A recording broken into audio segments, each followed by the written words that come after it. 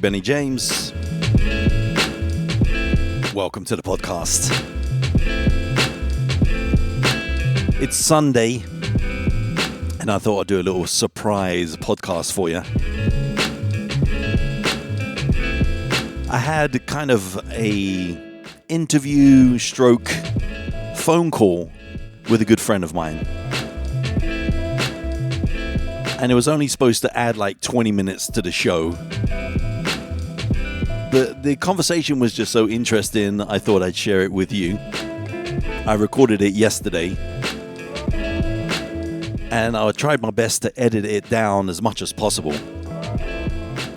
But me and my friend were just vibing, having fun and just talking about this guy's life. And he's had so many different lives. And what I mean by that is so many different experiences that it was just interesting. So I thought I'd share it with you today. And hopefully you can hang out with me. I have no idea how long the show is going to be. I'm just going to go with the flow. And also I'm going to introduce some new music to you that is kind of new in my life as well. Afro beats. I guess the first Afro beats I started getting into was maybe about a year and a half ago. But today's Afro beats are going to be kind of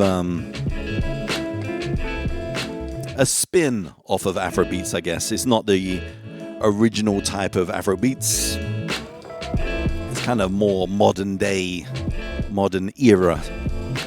So I'm calling the show Gyn Juice. That's a cool name. I like that. I think that might get some attention. But why am I calling it Gyn Juice? Well, because my guest is called Gyn. And the juice is the little flavor, the little spice we're going to put in between the interview here.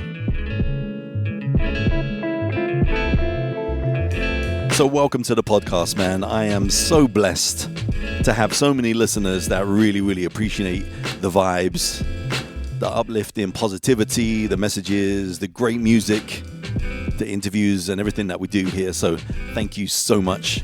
Please pass along to your friends. Please share on your media platforms. It makes all the difference.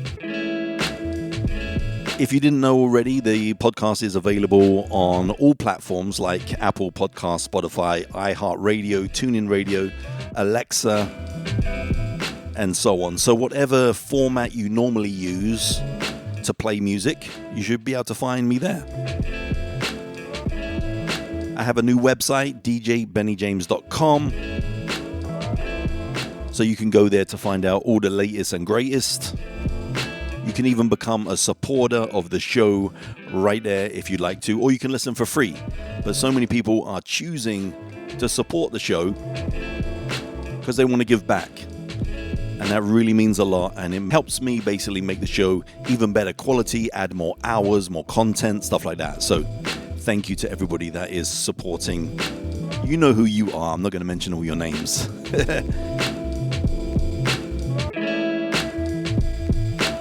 Today is Sunday, like I said, so it's my day off from workout. So no workout this morning.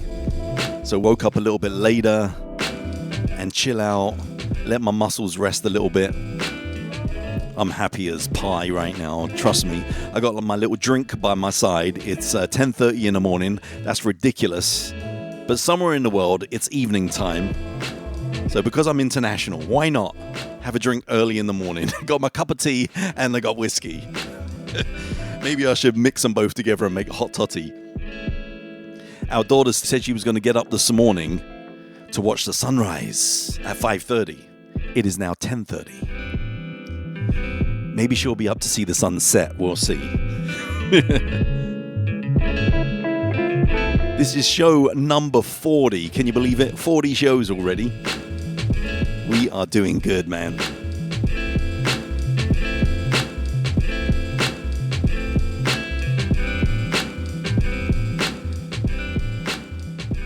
So I'm going to play actually the first part of when I made the phone call to my friend called Gyn. And he didn't even know I was recording at this point, but I thought it was quite funny. So I'm going to play you this and I'm going to get to a little bit of music, okay? So enjoy. Sorry, brother. I had shea butter on my hand. That's a good thing. That's a good thing. How you doing, man? I'm good, man. I'm good.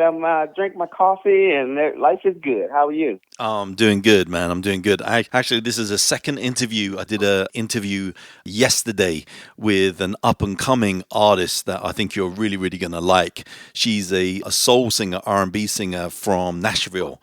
She's talented, so I think you'll enjoy that interview as well.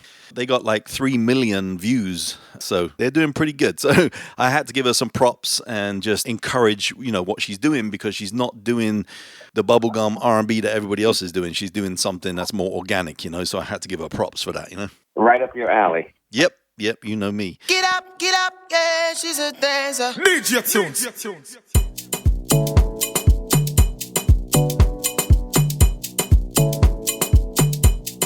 Flashes with the right car.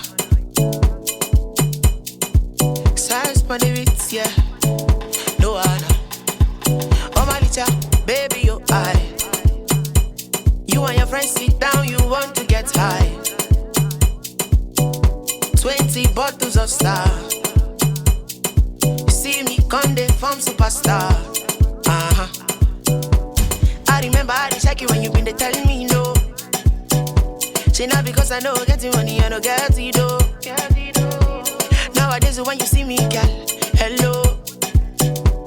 Want to say you the see the kind of people who are they roll. The way she get up, yeah, she's a dancer. The way she move it, left hand side when I belly dancer. The way she get up, yeah, she's a dancer. The way she move it, left hand side when I belly dancer. Now she a go carry go. Carry go, all my then I carry load. She carry load, all my friends they tell me no. They tell me no, but now she a go carry go. No one.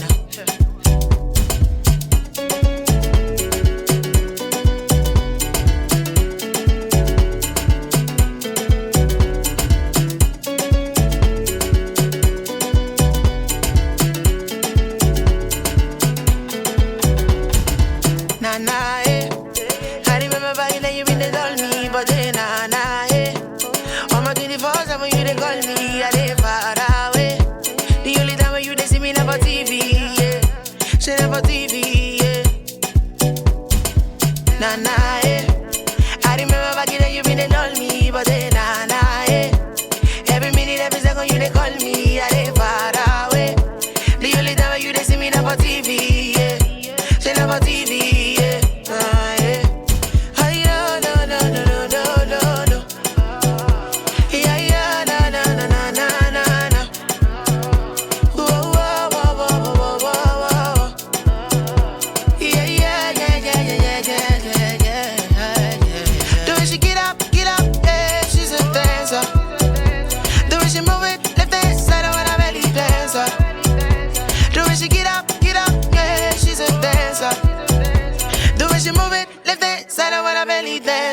Now she a go carry go. Sounds of the SARS and DJ Tunes. Track is called Get Up. One of my favorites. When I'm in the clubs, parties, try to play that one because it's uplifting, it's fun, love it. My wifey loves that one too. She says, can you play that one? Quick disclaimer for you. I do not own the rights to this music.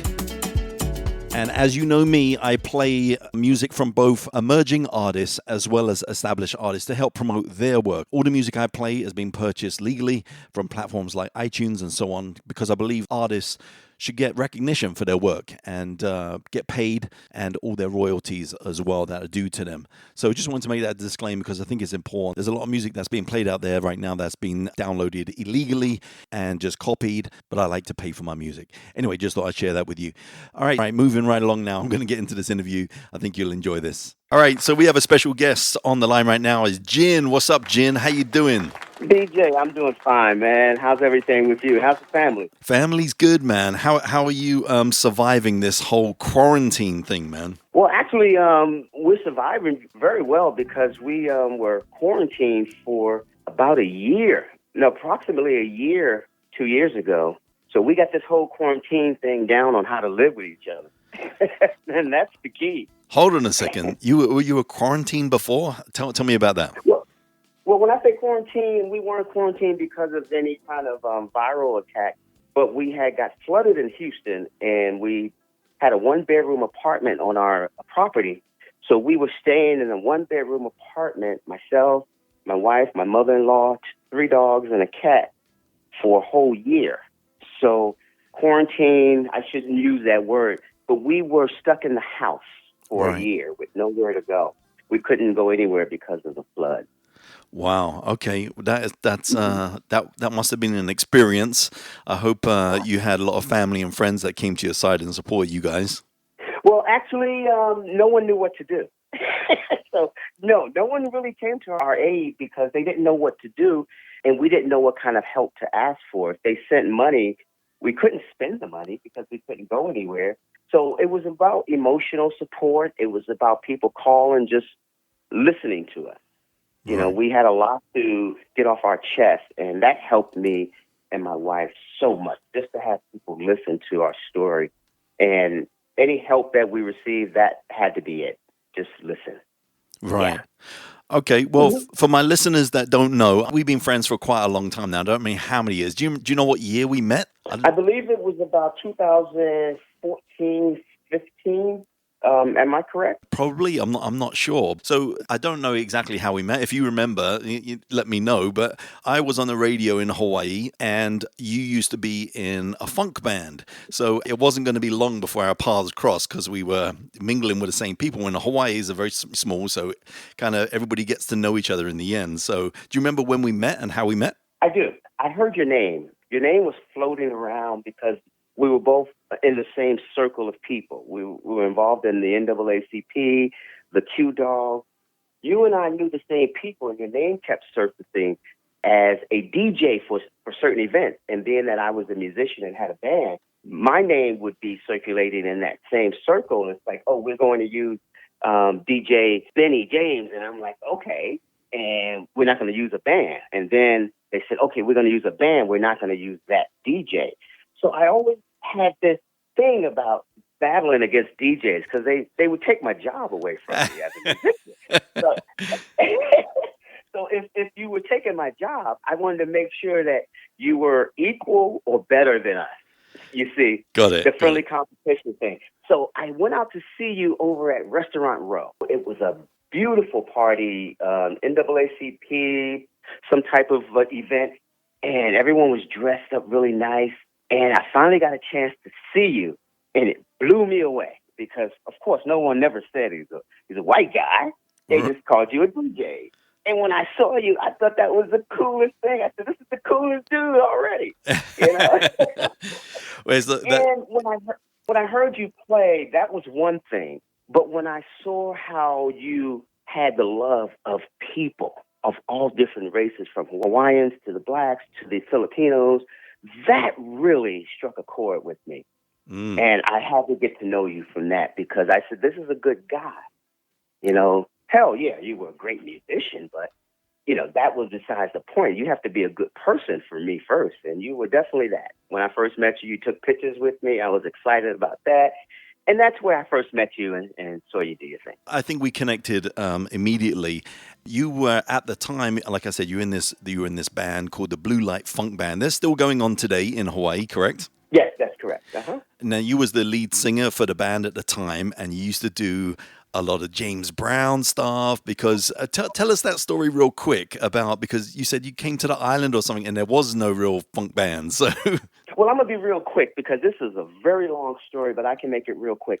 I was in Hawaii, and I noticed that every time an artist died, people paid homage by blasting their music. You know, and Elvis's death. I used to hear Elvis in my area really loud. It didn't bother me at all, but I understood. So no one was playing any kind of R&B, any kind of soul. They weren't paying homage to the soul artist. So James Brown died on Christmas. And that day, I blasted my radio. I had just bought me like $3,000 worth of sound system, and I blasted James Brown. And I started singing to James Brown. I got the growl down. I got the howl down. And I said, you know what, honey? I should start a James Brown review just for giggles. Yeah. And next thing you know, I put an ad in the Hawaii Weekly, and I had over 100 responses. Wow. And people were coming out of the woodwork to join this James Brown review. I had no clue what I was doing, none at all. So I went to rehearsal, and the line was around the corner. So I just took first come, first serve. And that was the first band that I started with, and they were the most incredible musicians. Till this day, they're all my best friends. And we just started playing James Brown songs. I was doing a whole show, 2 hours of James Brown. Yeah, it's crazy. 2 hours of James Brown. But seeing you perform, I mean, that's one of the things about James Brown, right? Yes, he's an amazing singer, songwriter, everything else. But his performance, his live performance, just the energy he brings is just crazy. And the energy you brought was crazy. And it was just, I could see that you just loved being up on stage, man. Well, I compliment that to my musicians. If you don't have the vibe coming from in back of you while you're on stage, you can't do what you do. You can't react. And I was just reacting to the musicians. It was the musicians were so bad that they would just put this funk in my body, and that's what got me moving and grooving and being so animated. I was animated because I was feeling the musicians. They were super bad. Yeah, I mean, from Aaron to Andy, Steve, Ashley, Drew, I can go on and on. Yeah. It was just so many musicians that passed through the Funk Institute, I should say. Right. People just wanted to get a feel of how it feels to play in a funk band. And I say that because funk bands have no rules. We have an intro and an outro. I'm responsible for getting us in. I'm responsible for getting us out. What happens in between is totally just vibe. That's why we could do 2 hours, because we can take a song for 15 minutes if we wanted to. Okay. I didn't really think about that. That's kind of obvious with jazz, but I didn't really think about that with funk music. But I guess that makes sense. Right. If you listen to a funk record, then you're limited because people get bored when they hear the same groove. You can't listen to the same groove over and over. It gets monotonous and boring to people. But when you go to a live concert and you start hearing a 15-minute groove, you don't want it to stop. Yeah. The energy is so up there. You just don't want it to ever stop. And that was what I used to take with me. You know, don't stop until the people stop.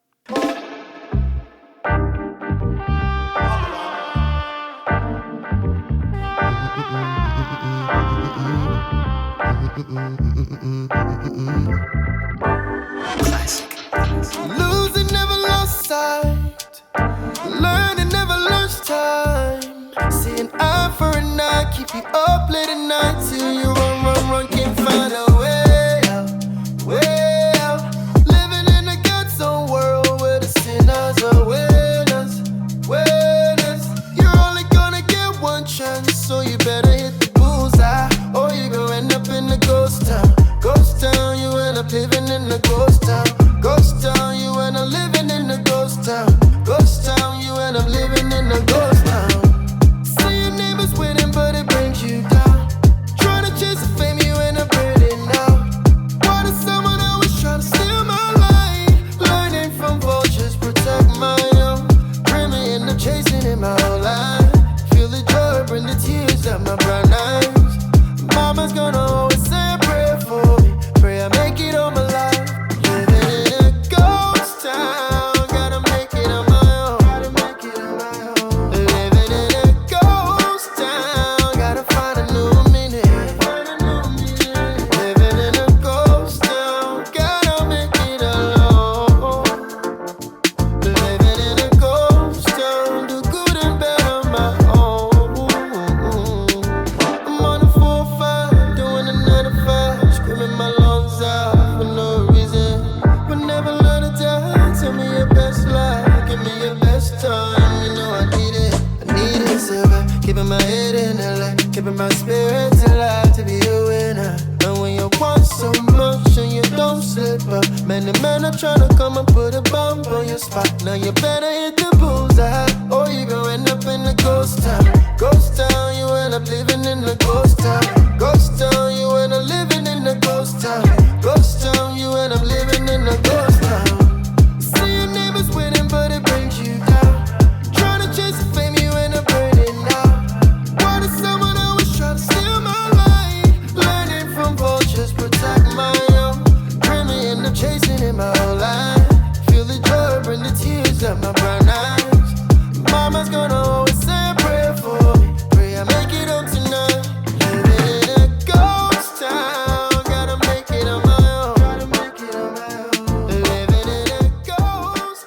track is called Ghost Town by an artist called World, W-U-R-L-D,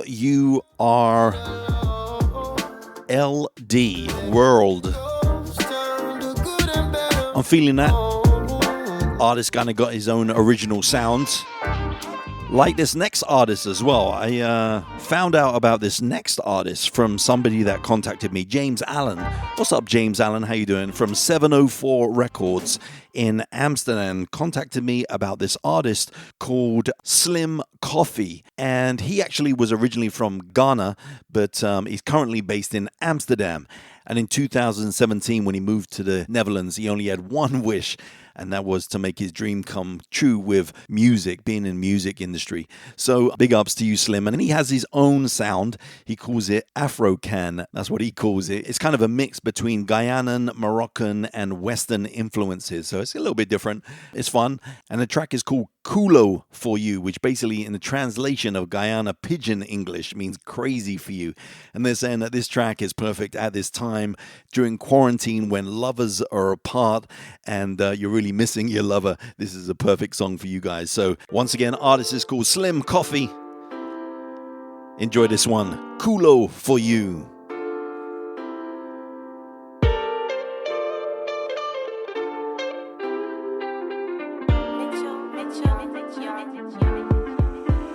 Girl, your body fine, fine, fine, fine, fine, fine, fine. It make a demand, yeah. It make a the cool for you. Girl, your body fine, fine, fine, fine, fine, fine, fine. It make a demand, yeah. It make a the cool for you. Boy, I want logo line. Too many man that make a hotline play, and they only see stop signs. Oh, they wish they could get my thing, and I don't even know why. Only me, you the throw boy, babe. I'm watching from the other side. At your back when you ain't fine, babe. See, girl, your body back. You too legit to quit. Gucci jacket with the Timbs on some real nigga shit. Body cost $1 million, something like Brazilian. Roll with the gang on some militant thing. See, girl, you too bad, too legit to quit. Gucci jacket with the Timbs on some real nigga shit. Body cost $1 million, something like Brazilian. Roll with the gang on the militant thing. Girl, your body fine, fine, fine, fine, fine, fine. It make a demand, yeah. It make a the cool for you. Girl, your body fine, fine, fine, fine, fine, fine, fine. It make a demand, yeah. It make a the cool for you. I demand, I the crazy, Gucci bag for your waist, your hips don't lie, and I cannot deny that I wanna ride with you by my side. Would you have a nine when the police come knocking? Would you be my G? You know I glad in a body. I know you rather die, but can you catch your body? I used to be a duck, but now you are my only. Girl, your body back, you too legit to quit. Gucci jacket with the Timbs on some real nigga shit. Body cost $1 million, something like Brazilian. Roll with the gang on some militant thing. See, girl, you too bad, too legit to quit. Gucci jacket with the Timbs on some real nigga shit. Body cost $1 million, something like Brazilian. Roll with the gang on the militant thing. Girl, your body fine, fine, fine, fine, fine, fine, fine. It make a demand, yeah. It make a the cool for you. Girl, your body fine, fine, fine, fine, fine, fine, fine. It make a demand, yeah. It make a the cool for you. Once again to James Allen from 704 Records in Amsterdam. Thank you for sending that. Nice fun track there. To Slim Coffee, good luck to you, sir, in your endeavors and your future career. Congratulations and keep moving, man. Keep moving. Just wanted to give a shout out as well, real quick, to Mount Laurel Animal Hospital, because the other day, unfortunately, sadly, one of our cats passed away, and we think that it might have got knocked over by a car, or it got kicked by someone. But we found it the other day on our driveway, and it was like really, really crying really badly in a lot of pain. So we took it to this animal hospital, kind of in an emergency. This is during the quarantine as well, right? So everybody's got their masks on, and we're trying to figure out what to do. So we get there, and they were just unbelievably kind, and they took care of us like immediately and gave our cat painkillers. And unfortunately, our cat Simon left us, and we were really, really sad. But I just want to emphasize how amazing this animal hospital was. And basically everybody right now that is on the front line, doctors, nurses, and everything else, that are taking care of people or care of animals during this time of isolation and quarantine. These people are putting their lives at risk, obviously, by seeing people on a daily basis and taking care of their health needs or animals' health needs. So I want to give a big shout out to Mount Laurel Animal Hospital here in New Jersey for taking such good care of us, being so kind and so understanding. We really appreciate you guys. We love you guys. And what they actually did for us as well is when Simon passed away, they actually did a paw print for us to keep. And then they sent us a card, a really, really nice sympathy card with a little love heart on it, which you can detach, and it has seeds on the little love heart. It's so cute. So you can plant that, and then it will grow a little plant for you in the garden. So I just thought I'd mention that real quick because that was just a really, really sweet highlight of last week for me and my wife. So just thought I'd share that with you real quick. All right, let's get back to the interview real quick because this is cool. I want to get back to this for you. Every event I would see you at, your lovely wifey or your woman of your life, your lover, Itchy, was always with you. Tell me a little bit more about Itchy and the kind of support she gives you, because it seemed like every time I saw you, I saw Itchy. Well, I appreciate it, and thank you so much for asking, because number one, you can't be a successful musician if you don't have a successful partner. And I only hired musicians that had support from a good woman, because in the end, if they're not a good woman, then every time I have them at rehearsal or out at shows or out drinking too much, it comes back on me. So I needed a woman that understood musicians, not just understood men, but she had to understand the life of a musician. And my wife, her sister was a musician. She grew up with her sister doing shows. So she understood the fight and the battle and the late nights that I had to deal with. And a lot of people thought differently, like, oh, wow, you're taking advantage of this woman. No, she's in full support. She's not any kind of idiot where she allows somebody to take advantage. She understands. And some people's world, it looks like, you're just letting him do what he wants to. But you have to let a musician be free and express himself. You have to.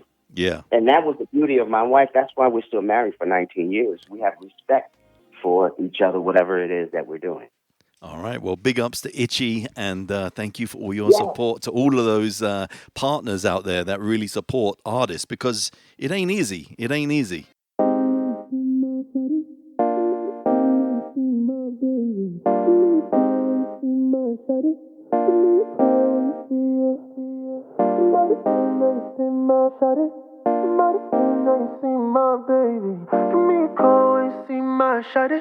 Give me a call when you see her.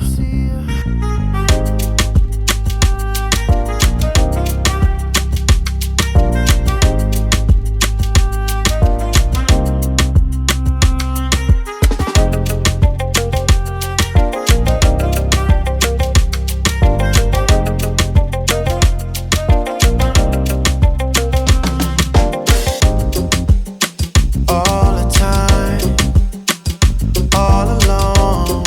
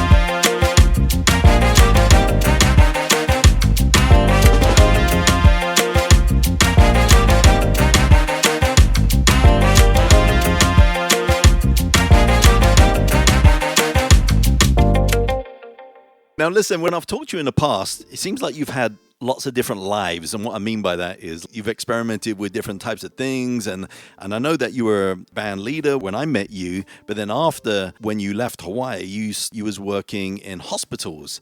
And we'll move on to what you're doing now. But you was doing hospitals for a while. Was you doing other things before music? I mean, it seems like you've done a lot of different things. Yeah. I first started off as a stand-up comedian. I remember my first battle. It was in Atlanta, Georgia. It was for a championship against Steve Harvey. And Steve Harvey went up there, and I quit. After I saw this guy perform, I didn't even go and perform at the finals because I said, there's no way. I wasn't good enough. That is too funny. And Steve is like, he's an absolute legend, right? So he is a legend. And him and I and a couple of other comedians, we started the first black comedy club in Atlanta. I was known as Steve Urkel. I invented that character. It was called Herbert Coolhouse. That was his original name. And they came to see my act, and they actually stole my character and made it Steve Urkel. So I never got any credit, but the people in Atlanta know. So we'll just keep it. That is crazy. That is crazy. Okay. So you were a stand-up comedian, and then I didn't even know that, but that makes sense because you're just like full of charm and charisma. That's just like, that just is.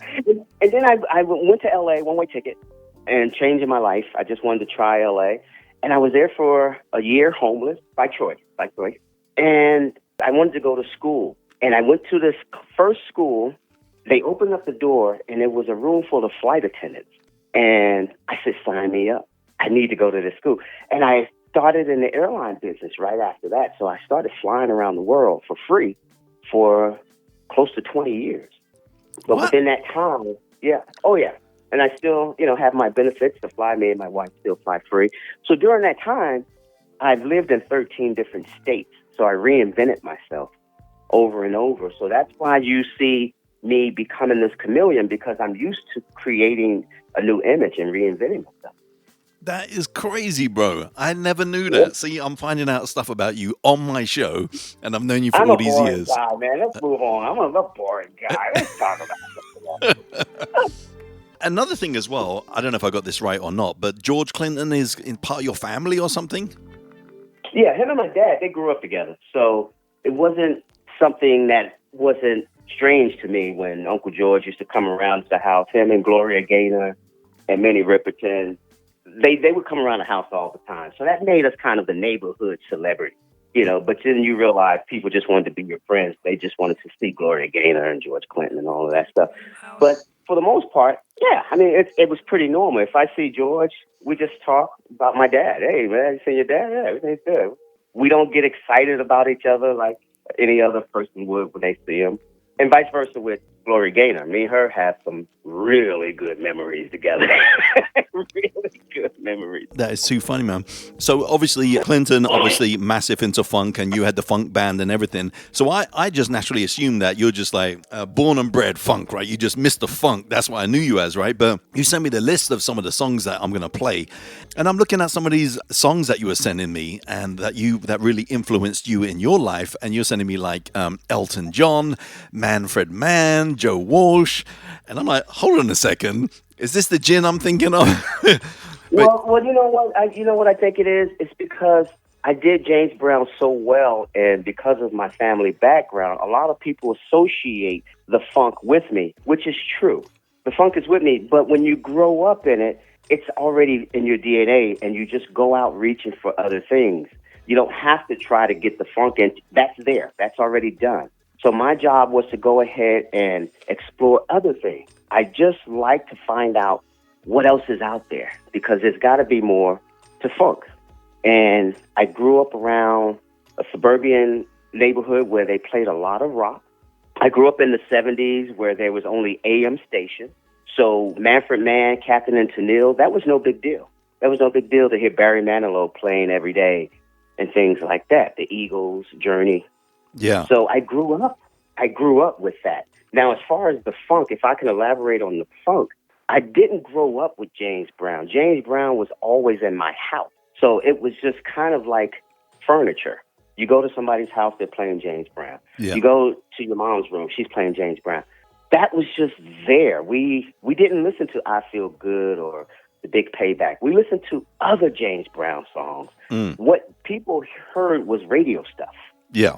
But there was Say It Loud, I'm Black and I'm Proud, and, you know, just the Christmas album he made that really influenced us. But in the 70s, funk came at me at a whole nother angle, brother. It Really? came at me with Isley Brothers, Ohio Players, the Gap Band, Fatback Band, the Pointer Sisters. Oh, God, man, it came at me in a different angle, and it hit me hard. Yeah. That's when I woke up to the real funk of, I don't know, modern funk, I guess you can call it. Yeah, well, for me, I was a breakdancer at high school, and I really loved hip hop. And it went from electronic hip hop to artists, you know, like Public Enemy and stuff. And a lot of these breaks that they were using, I'm like, man, this music is so good. Where are these breaks coming from? And I found out that a lot of the music was coming from old funk music, especially James Brown. I think James Brown is the most sampled artist of all time. So I started getting into the funk music. I'm like, this stuff is just amazing. And I fell in love with James Brown just because of the breadth of work that he has is just crazy. Mm-hmm, mm-hmm. Well, like I said, when you say funk, James Brown is on the top, and no one can take that place. But that umbrella is what I grew up with, like LCD, Grand Central Station, Kool and the Gang, Johnny Guitar Watson, Temptations. Temptations were funky at one point. They had a psychedelic album and all of that. Sly and the Family Stone and War. You know, those groups influenced me. Yeah.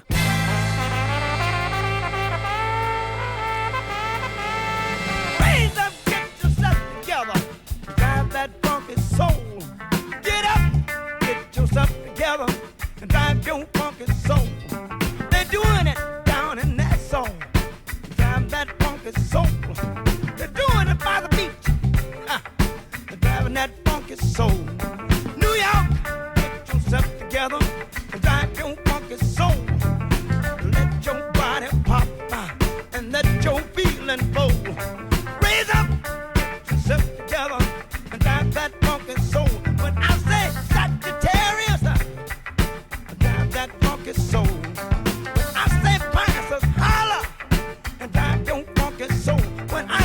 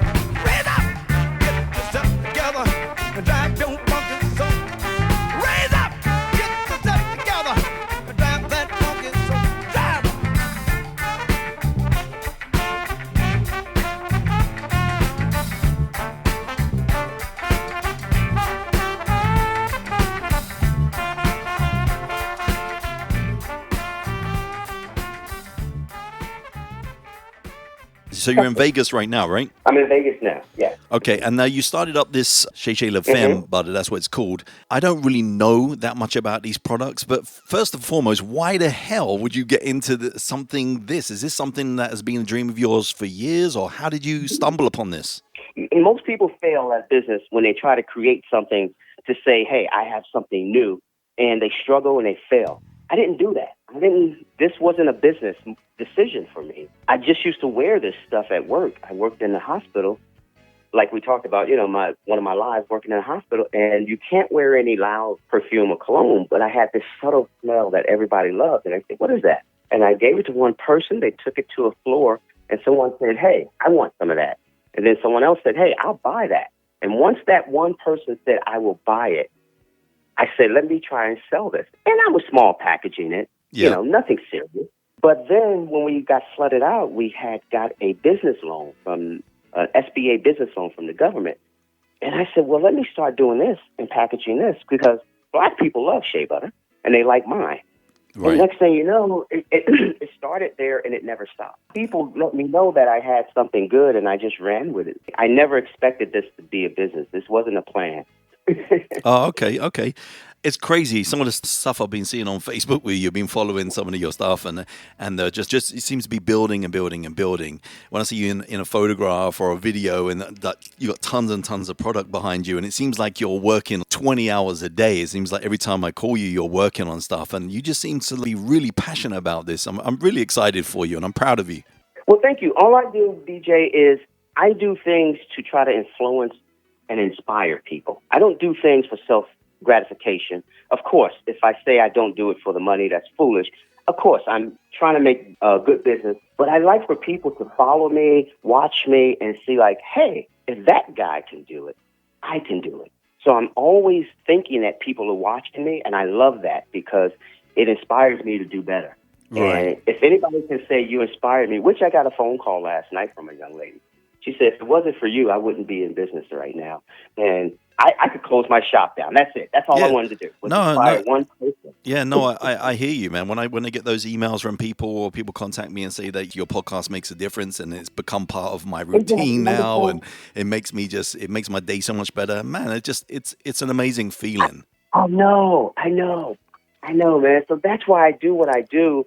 And I don't like to post because you have some people that go, okay, he's showing off for what he's doing. Yes, I am, but I'm not doing it intentionally to brag about it, what I'm doing. I want to show you that things can happen even from a guy like me. I'm nobody special, but I'm just like you. Right. That's what I want people to realize. I'm just like you. So this Chez Le Femme butter, what is? I mean, there's tons of products out there, right? So what makes this so special? I mean, why is it different, and why are you getting such good feedback from everybody? A very good question. I didn't invent shea butter. I just took a product and I modified it. I put rims on it. So I took you pimped it out. I pimped it out, and that's exactly right. Thank you. I didn't want to say it on the air, but you said it so good. I pimped it out. So what I did was I took it because every Black person in America has shea butter in their house. I'm telling you this right now. Okay. You look under your counter. You forgot to have it under there, Black people. I know it's there. But it'll sit under their cabinet in their bathroom for like a year. They use it sparingly. They just have to have it. It's a Black thing. I mean, let's just be honest. Okay. And nobody was using it because of its consistency. It was very thick, and it had a really rancid smell to it. So I took the smell out, and I modified the conditioning part of it. I softened it, and that is what people have. And I added a fragrance, mind you. So that is what people were looking for. Nobody wanted to do it. Nobody didn't know how. But I took the time and did the research, and I was able to do what people were thinking. It's one of those things where people go, how long we've been waiting for this? That's what I hear from people. How long we've been waiting for someone to do. So that's why it's doing so well. It's something that people have been thinking about, waiting on, but never knew how to do it. Okay. So if people want to find out about the product, because it is different and people have been waiting for it, if they want to find out about it, or if they want to support you, or if they want to come and work for you, whatever, what's the best way that people can contact you directly or get to know more about what you're doing? Well, if you want to find my product, You can go to Walmart, Target. No, I'm just kidding. You can. That's next year. But yeah, wishful thinking right now. Exactly. But it's simple. It's SheaButterLasVegas.com. That is my website. And I will actually send samples out because this is a product where people go, shea butter. Yeah, I've heard about that for 40 years. Yeah, but I need for you to touch it, feel it, smell it, and wear it. And once you do, I got you. You're hooked. Now you go, this is what we've been waiting for. Okay, now what about somebody like me who's Mr. Fair Skin? Is this good for me too? This is actually not good for you. Really? My wife obviously is Japanese, and she's a big supporter. Actually, she's the CEO of the company, but she cannot wear it because it lays on her skin in an oily fashion, and it just lays there. For me, with my melon, the shea butter absorbs into my skin like you wouldn't even imagine. As soon as you put it on, it absorbs into my skin and leaves no oily residue. But for her, she cannot wear it, and any other race that tries it cannot wear it unless they have certain melons. There's some Mexicans and Filipinos that I have sold to that say this is great. But for the most part, if you don't have the skin that we have, it's really not the product for you. Wow. Yeah. Okay, I didn't know that. So there you go. There's news to me. Yeah. So, and here's the funny thing: I get told by a lot of people, "Hey, man, you got to broaden your audience." No, I don't. I have to stay in my lane. I know my demographic. I know my lane, and that's where I'm being more profitable. I can sell to you. I can sell you a jar, BJ, but you won't use it every day. Hold on. I miss what you used to call me. You're calling me BJ today, but you remember what you used to call me in Hawaii? I miss that. You're the only person that ever called me that. Do you remember? Benny J. You used to call me Benny J. Benny J. You're the only person that's ever called me that, so that was funny. But now, what I was saying is, I can sell to you. Yeah. But doesn't mean that you're going to use it all the time, and it's not going to be a consumable product for you where you come back. Got it. Where with the black people, they use it every day, and they send me pictures of empty jars saying, "Help, help, I need more." And that is such a big compliment to me. What's that? What's a slogan that you had? Something ashy or something? I can't remember. Oh, I take you from ashy to classy. Isn't that a biggie? That's a biggie, yes. That's a big lyric. Yeah. That's too funny. They go from ashy to classy.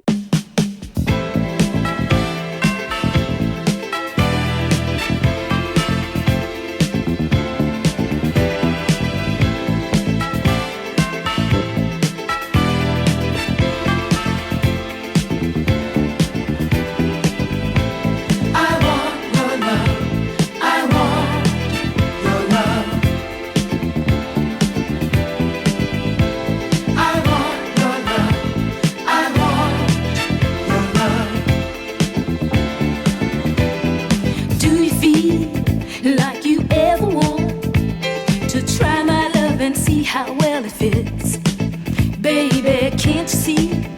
When you look at me, I can't kick this feeling when it hits. All alone in my bed at night, I grab my pillow and squeeze it tight. I think of you and I dream of you all of the time. What am I gonna do?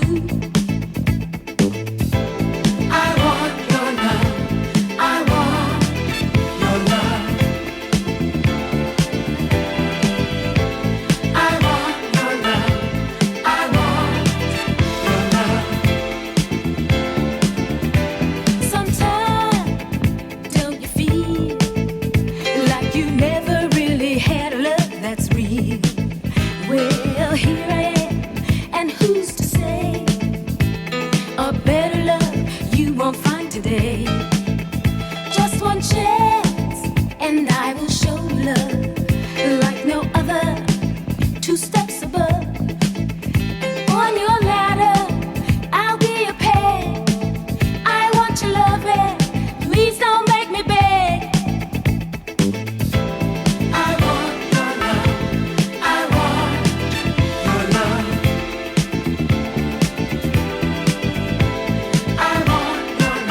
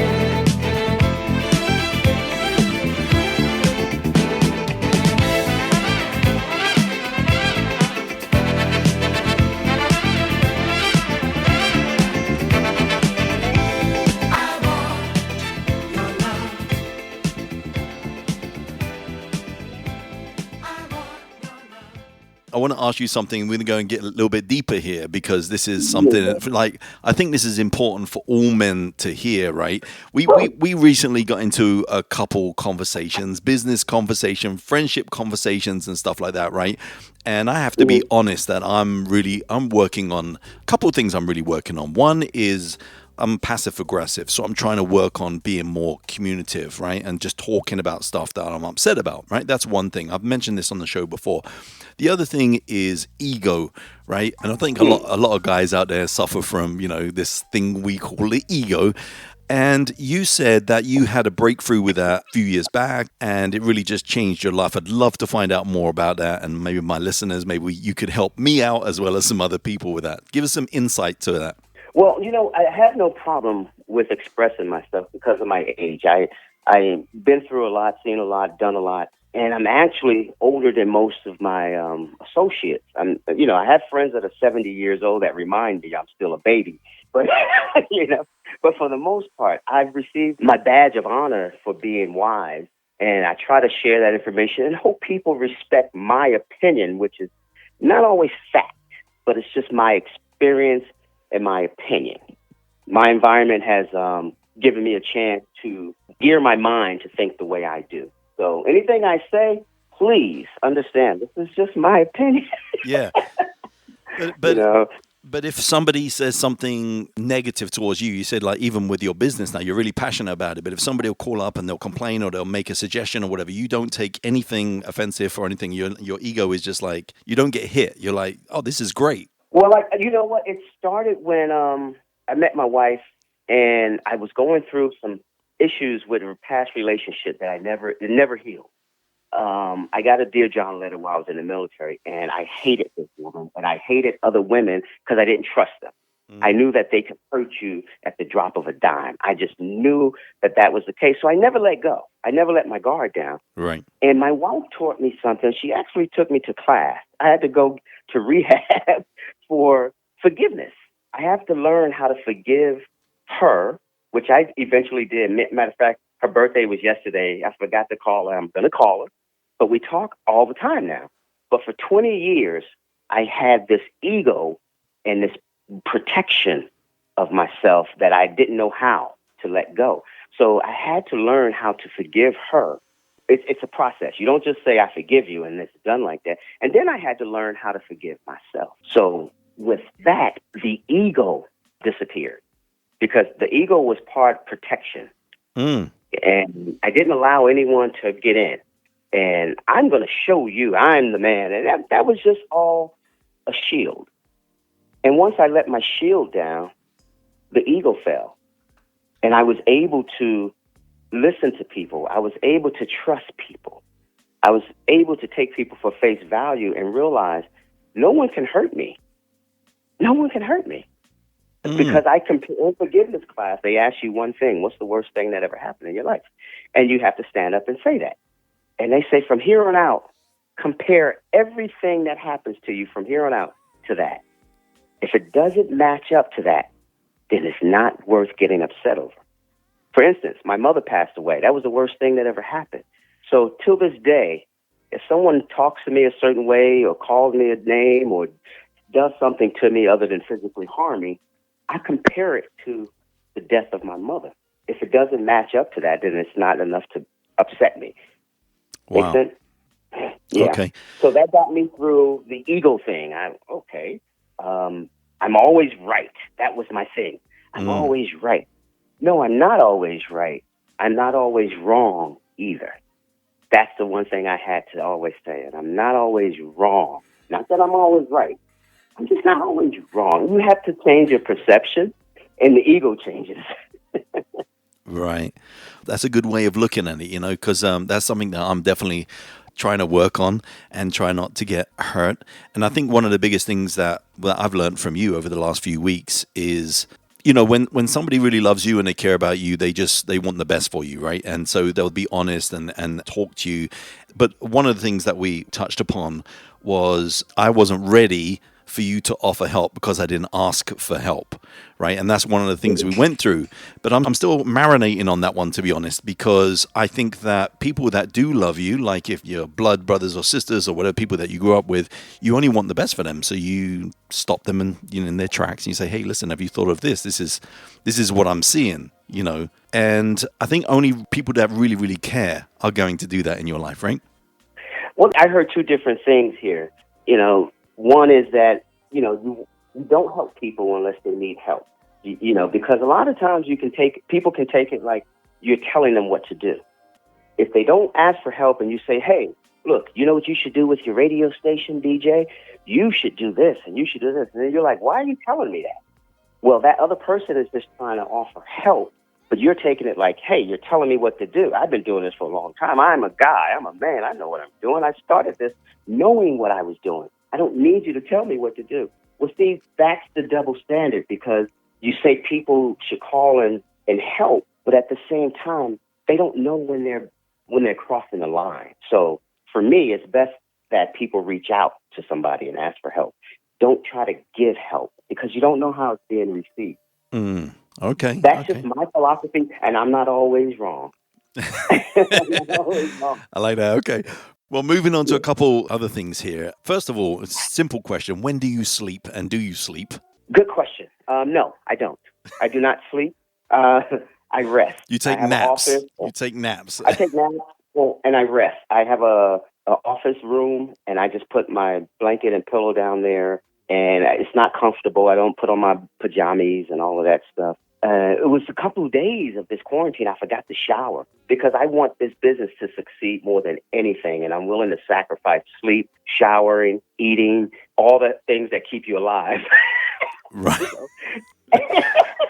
But I want it more like breathing, just like you want air when you need to breathe. I want this business to succeed that bad. So with that being said, you don't think about anything else. The essentials. Oh, let me eat. You're hungry, yes, but you go, I'll eat later. You're tired, but you go, I'll rest when I'm finished. I'll shower later. You do all those things later. You don't make excuses. You sit down, you get the work done, you do the rehearsal.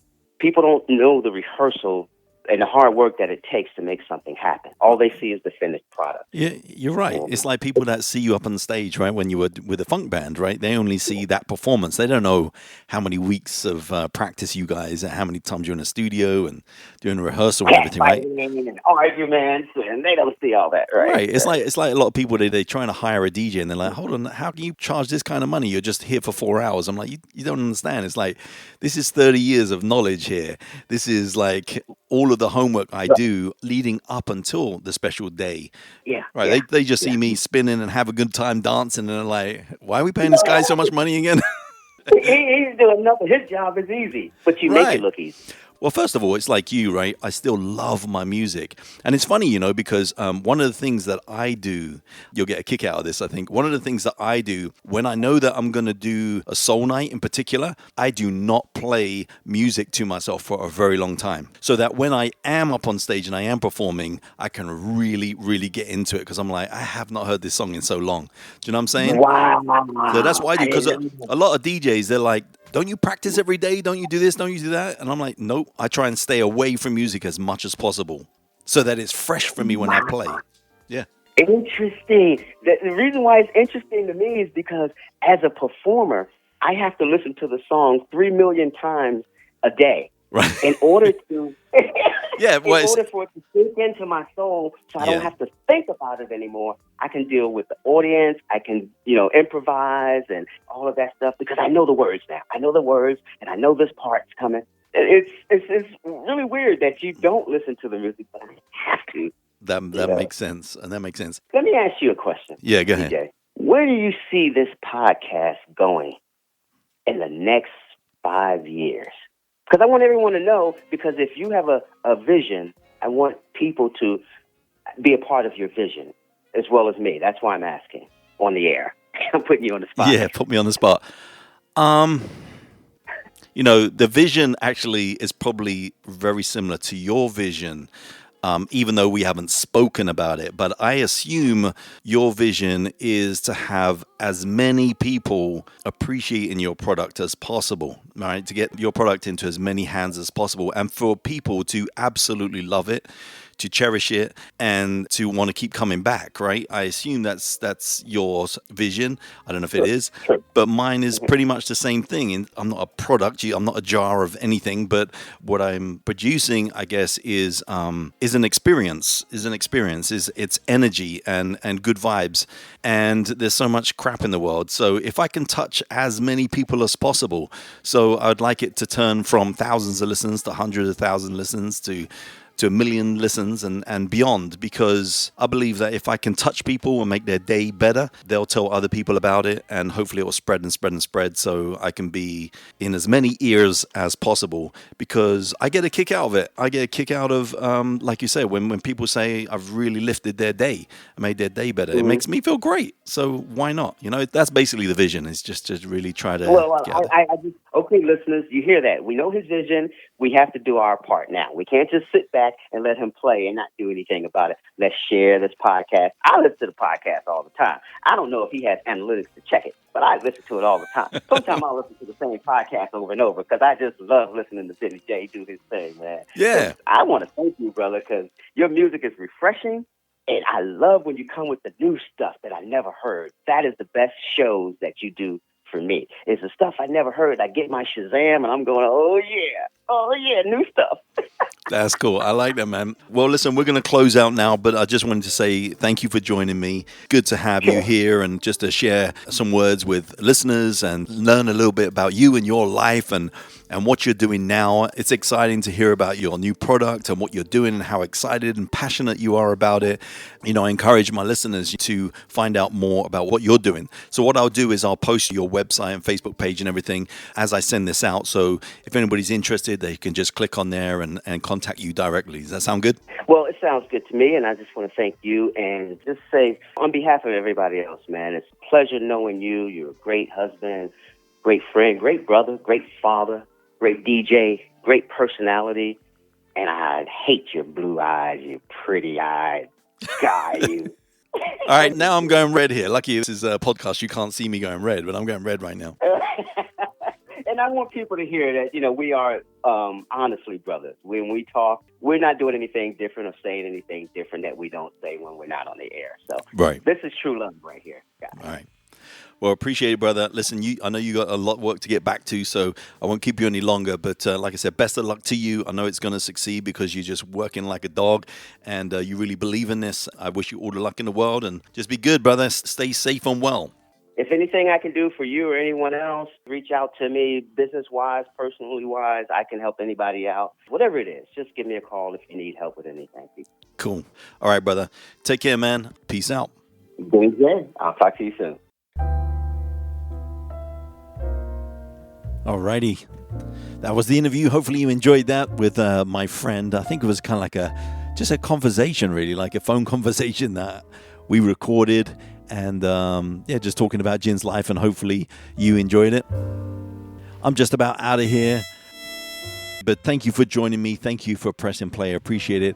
I do have to have a couple more announcements real quick. I wanted to say a big happy birthday to my cousin's son. My cousin is Lee in the United Kingdom, in London. What's up, Lee? How you doing? And to his son, Jake, who is 12 years old tomorrow. Jake, happy birthday to you, mate. We haven't spent a lot of time together, maybe a few minutes here and there, but hopefully in the future we can hang out a little bit more together. I just wish you have an amazing, amazing day, young man. I'm sure your mum and dad will make it a very special day for you, okay? Enjoy your time with your brothers, all right? Also, just to let you know, next Sunday I should be doing my first live Facebook event. And it's actually for a beach party that I used to do in Hawaii at this beautiful location, this beautiful cafe called the Barefoot Cafe. It's right in Waikiki.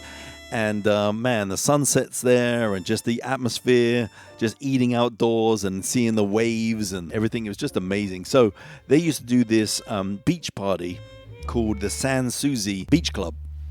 And they used to invite different DJs down there and performers to play music. So next Sunday, I should be performing my first live Facebook event for them. So I'm looking forward to that. So wish me good luck for that. And I will be posting information so you guys can join me on that one. And hopefully it's a really good experience for us all. I'm a bit nervous. I haven't done a live online event like that before, so it should be cool. But anyway, I'll keep you posted on that. Hopefully you guys have an amazing weekend and an amazing week ahead. Be good, be safe, be well. That's the main thing. Keep practicing that social distancing. And you'll hear from me again next week, okay? Aloha, guys. Bye-bye.